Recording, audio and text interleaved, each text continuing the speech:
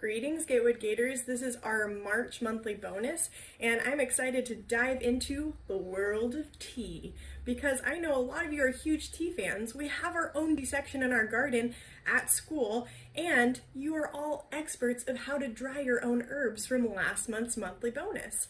Now, if you don't have dried herbs at home at the moment, that's okay because I'm going to be showing you how you can make your very own citrus peel tea with just an oven, a potato peeler, and some oranges and limes and other citruses lying around. But first, I want to throw out some suggestions when you do end up drying some herbs on how you can blend your teas to make some delicious combinations. I have compiled some of the herbs that I've dried over the spring and summer and fall in order to make a little tea combination with all of you. So here are some base flavors that are mint, lemon balm, nettles, lemon verbena, and here's some accent flavors that you can put in. Things like lavender, calendula, which is that pretty orange flower that we see in our garden, rose petals, and rose hips from the Nootka rose, which is, guess what, indigenous to our area. There are times that I go pretty wild with my teas and put a bunch of different herbs, but today I'm just going to make a simple mint tea with lavender. The reason why I'm blending mint and lavender together is, one, it's a delicious combination, and two, if you were to have lavender as a base, just drinking lavender, it would be pretty strong, and I don't think you'd be the hugest fan of it. So what I'm just going to do is pour some of the base, the mint tea, into a bowl, and then I'm going to just do a couple spoonfuls of lavender. So here we go. And one more little spoon perhaps, and I'm gonna blend it together. And maybe just for fun, I'm gonna put some nettles in because guess what? Nettles are super good for you. They're packed with antioxidants and nutrients. These have been harvested from a green place near my house that is safely away from the road, so it's nice and fresh. And I'm gonna blend that together, and guess what? You have tea. Last month we learned how to harvest and dry herbs and use it for cooking, and this month we're going to be continuing that drying process but using the oven as a tool to speed it up.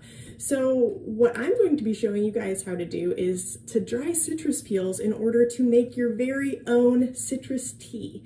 Now when you have oranges or lemons or limes or grapefruit lying around, instead of just eating it and throwing those peels in the compost, make sure that you use them because they are full of delicious flavor, vitamins, and minerals.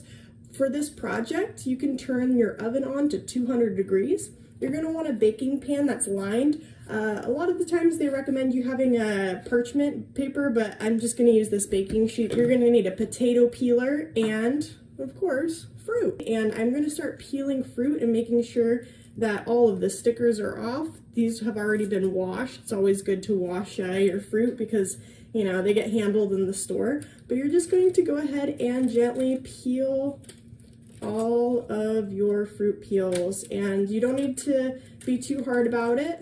I would suggest that you have your parents help you out with this because it is possible to cut yourself with a potato peeler. It's good to be really safe.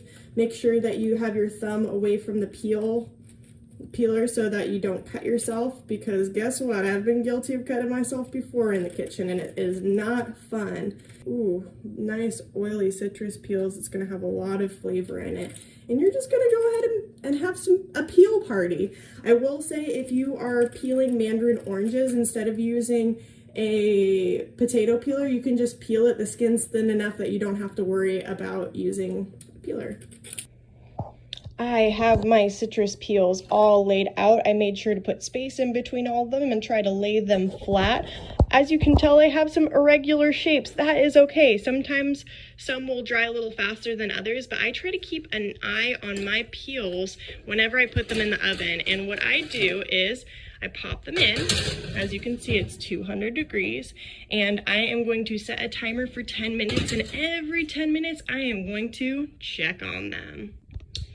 It has been about 10 minutes, and as you can see, the peels are already starting to curl and dry.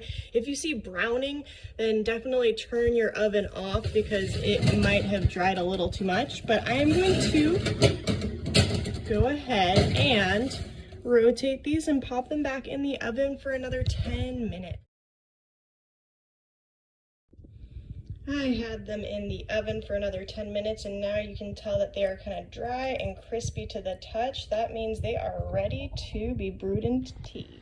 Now that we have dried our citrus peels, I have filled some of them up in a little tea strainer here. I'm going to put them in my handy dandy plant lady cup and pour some nice boiling water in it and let it steep for about 5 minutes. Let's try it out. This citrus tea is delicious and pretty nutritious too. Whether you're drinking tea for health reasons or just because it's tasty to have on a cold winter's day, I hope that you enjoyed my video. If you do not get a chance to make any tea with your family, I understand. We're busy here trying to do all of our online learning, but go ahead and stop by the Gatewood Garden and check out the little free library. In addition to the herbs, I have included packets of do-it-yourself tea using the tea blend that I made in the video with mint, lavender, and nettle. So I hope you enjoy.